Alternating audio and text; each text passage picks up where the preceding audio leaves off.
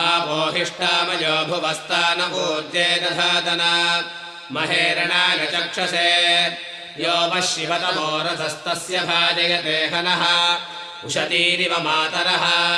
तस्मा अरङ्गमामवो यस्य क्षयाय जिन्वत आपो जनयता जनः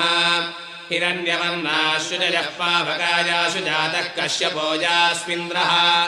अग्नीया गर्भम् दधिरे विरूपास्तान आपः सर्गस्यो न भवन्तो या सागुम् राजा वरुणो जाति मध्ये सत्यानृते अपपश्यन् जनानाम् मधुश्च्युतस्तु च योजाः पावकास्तान आपः सर्गस्यो न भवन्तो